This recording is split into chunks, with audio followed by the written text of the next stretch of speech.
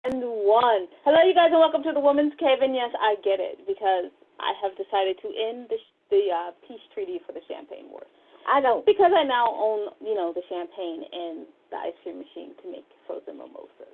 I was at the beach today. Like, I'm at the beach every day, so I'm in a good, I guess people would call it like a zen place. I don't know what they're called. Oh. So I'm in like a good place. I'm in a good headspace. I don't even need to race you. Like, Winona, I don't care. I'm Jade. That's just worse than, like, forfeiting. I mean, you can have it. I buy out gracefully. I mean, whatever, all summer long. I don't care. I'm Winona, and I have been defeated, although I own all of the things that needs for a good victory. I'm so upset right now. Anyway. Why are you upset? I don't understand. When you have a zen, like, I'm fine, and I'm content with where I am. I'm content. Like, are you serious? Anyway. Bay, sun. Like, that's all you need. Anyway, moving on. You guys, I was going to make this bathing suit day. And yes, I'm still warm, so hold on. I mean, it's still so warm for me. Like, it is literally 96 degrees Fahrenheit out there. It is hot, y'all. It is hot, but I am enjoying it. Okay, so we wrote a bunch of books, which we're trying to, like, actually finish up another book on the beach. But, like, sleep just keeps getting in the way. But we're trying anyway for y'all, so let's do it. And I thought the voice was bad with other life lessons, and I thought being grown up was easy. Both available. You have to see this. Woo! I know. It had a facelift. It's nice. It's refreshed, renewed. And both of them are available on audible.com, barnesandnoble.com, and amazon.com. Okay, and then the rest of the And I Thought series. 13 books long. Yeah, so it's long. It's long. But I'm going to hit the highlights for you. So and I thought I did my journey alone. Like, those are like the fan favorites, right? So the two first books I mentioned, and then like Journey Alone. Those are the fan favorites. So if you're going to buy anything, those would be the ones. And then we have the Misfit Guide. Yeah, 2 books long. And then we have If Only I Were Me, Departure. Oh, no one caught me today. No, I was going to say as soon as you're done. Oh, okay. And Departure from what we normally do, and it's an all-poetry book. So, available on barnesandnoble.com. And our books are literary life guides with pop poetry. Girl, you knew I was going to catch you. Thank I got you. your back. Thank you. You know, I'm just too, like, beach life. All right, so, and we are the co-founders of 25 Hottest Indie Authors, Artists in the Advocate magazine, and you can check that out also. You can find out everything your ladies are doing on www.andwethought.com.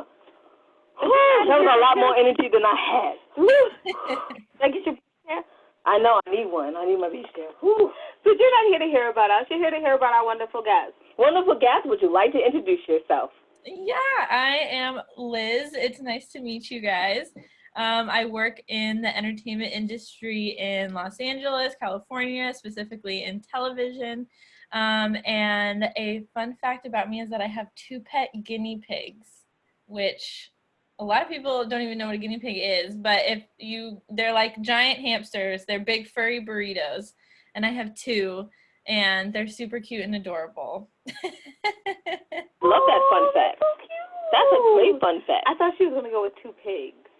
No, and then I remember, like, I heard pig first, and then I heard guinea. How? I don't know. Guinea pig. I know. And I was like, oh, cute pig. Sure, Miss Webb. Oh, no, guinea. Oh, right. No, that's... Well, no. I call them my little piggies, though. They're my little piggies, so... Awesome. Okay, we should probably ask questions now. Well, no, I know you have some questions. Yeah, because, I mean, after I make a mistake and think, pigs, I have to recoup myself. Yeah, you have some questions. Go ahead.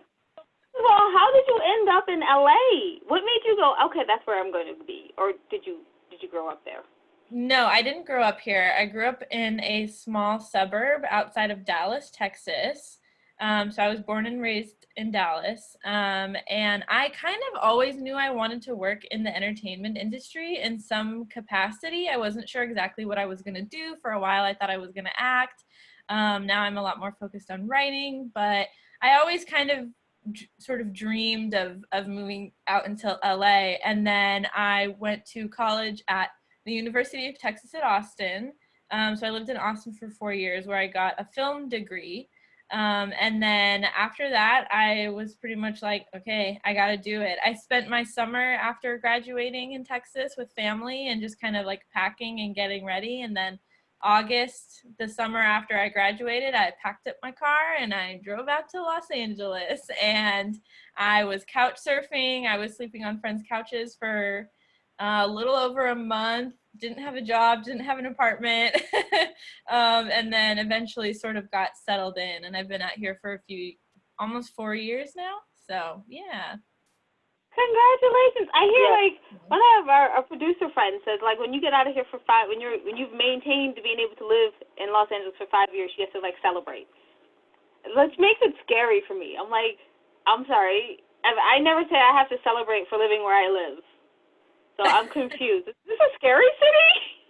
It is a little hard to sort of like be successful or be comfortable, I guess. There's just so many people out here moving to do the same thing. You know, everyone's moving out here to write, to direct, to act, to sort of work in Hollywood in some capacity. So I do feel very grateful that I have a great job and a great boss, and I really like what I do, and I get to meet new people all the time, which is awesome. So I do feel pretty lucky that I found my way. There was quite a while there where I was unemployed and I was freelancing and juggling multiple jobs and working in a restaurant and stuff.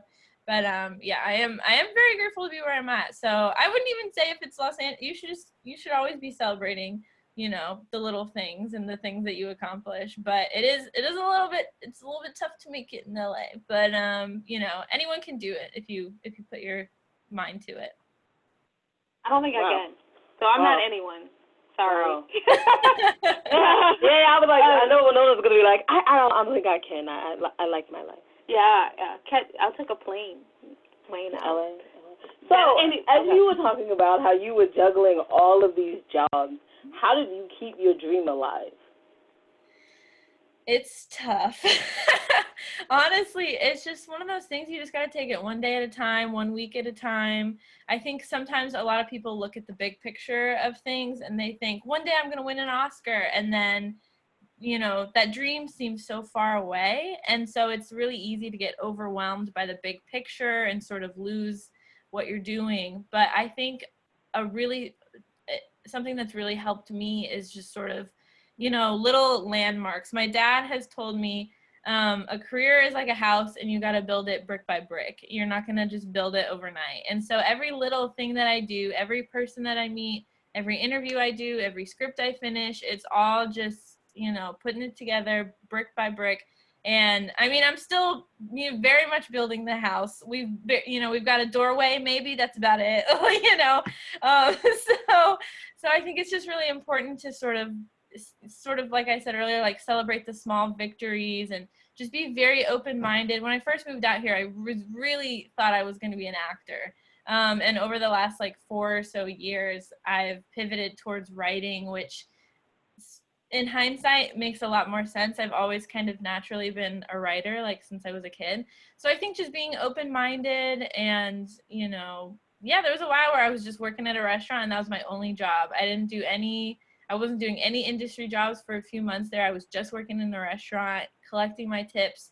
But, you know, I was meeting people in the restaurant and I was working on my own projects. I think it is a little tough to stay motivated. But if you're working on your own personal projects as well and trying to meet people, I think that's about all you can do. Just keep on trucking along. I love that. I love it. It's like the most amazing inspirational statement I've heard. Absolutely. But, I mean, like, seriously, we take celebrating the small things, like, super seriously over here. Hence the beach. Right? And champagne. Right. So we celebrate all the time. We're like, we just sold 10 books? Well, celebration time. You know? Like, because you have to. Because if you're, like, really just thinking about, well, I want to be here in my career, as you said, things take time. You can't always just be like, I arrived and it happened. Some people can, but most people, like 95% of the people, arrive and nothing happens, and then they work real hard, and then something happens. It's so annoying being friends with someone that arrives and stuff happens. Oh, it is. I have quite a few friends that are very successful, and you really got to focus on your own lane and try not to, you know, compare yourself to others.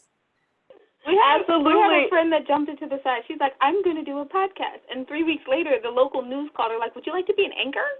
We just saw you. And I'm like, Stop it! Every time you go to Vegas, you meet a celeb. We loved it. We love her, though. We loved it for her. Like, the joys with the people. You're like, yes! Congrats! Like, yes! Wow, how did that happen? I have no idea. Sorry, that's just really. So let's talk about screenwriting and how you decided to become. Go ahead. How you decided to become a screenwriter. You said you were an actor. You wanted to be an actor or actress, and then you were like, wait, I love writing. How did you just decide? Yeah, it was definitely not just wake up one moment and decide that type of a thing. It was definitely something that sort of happened over time. I would say my two loves have always been acting and writing. I was a theater kid in high school, but I was also, we had like an academic team, like a math team, and I was one of the only kids on the English team. So I wrote essays for fun, which is crazy, and no one else would like ever want to do that. But I was always kind of split between the very creative and I really liked writing and stuff. So when I went to film school, my major is radio, television, film, and then I also minored in English. And I did a lot of acting in college. I did like a web series, and I was doing comedy sketches and improv, and I was always very active. But my favorite classes I took in school were all my screenwriting classes. So I always kind of wanted to do both of them, and I'm still very open to acting. I really enjoy improv. I wouldn't be opposed to going on auditions, but in the last year especially, I just started getting more writing jobs. And I had a lot of friends that sort of recognized me as a writer, I guess, and they would ask me to write things with them or for them. And I took a UCB sketch writing class, and one of the actresses in the class asked me to like write a web series for her. So it was just sort of one of those things where I was like, this is kind of all pointing to writing. And then quarantine happened, and it's a little easier to write right now than it is to act since everything is closed. So yeah, it was just sort of one of those things where everything was just kind of pointing to it. And I think, it's important to really follow your dreams. And if you want to be an actor, go for it. But I was kind of open to both of them. And I was like, well, the signs are pointing to writing, so I'm going to lean into that. And since I've sort of decided to lean into that a little bit more, it's been going pretty well. So I think that's kind of just what's meant to be, I guess. Nice. Look at that. She showed up and something completely different happened. I guess you're one of those people. There you go. Yeah. Oh, my goodness. So, Jade, did you want to ask the final question? Absolutely. Oh, wait. I didn't even get to ask a third. Yeah, go ask your third question. No, I don't have a third. I'll sit here all day. If you guys want to talk for an hour, I'm down. You guys can each ask a million more questions. Whatever you want to know, I'm here. At any time. I do have a question. Okay. Winona? What advice would you give to people moving out to LA and trying to find where they fit into the big machine of making movies? The industry. Right. That's what I was looking for. Yeah, I like the big machine of making movies, though. I'm going to start using that. Welcome to the machine. Let's see where you fit in. Yeah, I mean, that is kind of a tough question, and I think that's what everybody sort of wants to know. I would say save up as much money as you can before you move out here, because it goes much quicker than you think it's going to. I had saved up for most of my life because I pretty much always knew, and it was still like, oh, I need to get a job right now. So I think saving up and preparing as much as you can beforehand. Always being open-minded to opportunities. The first job that I got out here was an office job, and I told myself I was never going to work in a corporate office in a corporate building, and I did that for about 2 years. I worked in 2 different office buildings, and at first it was pretty upsetting for me to accept, but once I did, I started meeting tons of new people, and I was still working on my personal projects and writing. So I think it really is sort of that mentality of the hustle. You gotta be adaptable. You gotta embrace what comes your way. You gotta be malleable and say, okay, this isn't gonna work out right now, but maybe I can do this other thing. And always, always, always be meeting new people. Networking is a huge thing. Pretty much every job I've gotten out here is because I knew someone and they were like, oh, you're pretty good at this. Do you want to do this other thing? Or, oh, you should interview for this job. You know, it's a lot of word of mouth and references. So I think just being nice, friendly, open-minded, meeting new people, and yeah, just take it one day at a time. There have definitely been more days than I can count that I have called my mom and cried, and I've thought about moving back home. But, you know, once you get over those hurdles, it starts to become a little bit easier. And just the longer you're out here, the easier it gets. Because when you first move out here, you probably don't know anyone. You're trying to get a job. But then, like I said, it takes time. It really does, you know. Some people, it happens overnight, but that is the exception, not the rule. So I think you just need to be expected to work hard, hustle. You know, you might not always have the best hand of cards, but you got to use what you got. And yeah, it just, I think being patient and yeah, working, hustle one day at a time, you know, that type of thing. This is the most practical, insightful interview we've done. Yes, it's very practical. Very much. So where can people find out more about you on the web? Sure, yeah. I mean, my Twitter and Instagram are both at Liz Valoon, LizValoon. And yeah, I'm not super active on anything else. I use Twitter and Instagram a lot, though.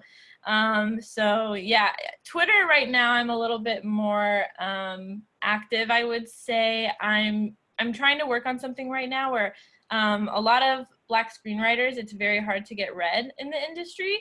And so I've sort of opened up my Twitter DMs where if anybody wants notes or coverage on scripts, you can DM me on Twitter. I'm probably going to regret saying this on a TV show, but I've been working this summer trying to read as many scripts as I can, give back notes, coverage. A girl that was applying to colleges reached out to me and I'm reading her college essay. Someone, you know, I'm like helping people edit their resumes. So you know, I have a little bit of free time right now. I'm obviously still working full time, but, you know, being in quarantine, I guess my sort of quarantine project is to help the, you know, Black Lives Matter movement as much as I can. And being a screenwriter, and there's a lot of amazing screenwriters out there who are trying to break in, you know, as a creative, that's sort of where I think I can help and, you know, give free notes and coverage for people. So I'm very active. Other than that, I don't really have any projects out in the open. But yeah, I'm on the Twitter and the Instagram.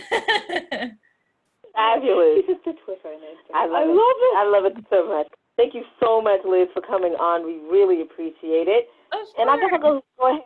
You can go ahead and wrap us up. All right. You can find out everything your ladies are doing on www.andwethought.com. While you're there, go to the ladies tab, take a moment, and see the charities that we probably support right there in the middle. And, yes, we know that times are hard, so you might not have money to support them with, which we understand. You might be doing a bunch of cleaning and see that you have all these bags of stuff, and you're like, I want to donate to charity. You might want to think about one of them. And even if that isn't possible, that's fine also. You might just want to check out what they're doing. Send them a simple email like, hey, I see what you're doing. Thank you for doing good in the world. And that's it. And we thank you in advance because everyone needs encouragement every once in a while. And just remember that wisdom is all around you if you're open to finding it and accepting it. So peace and love, you guys, from Winona, who's heading right back to the beach. And Jude, bye-bye.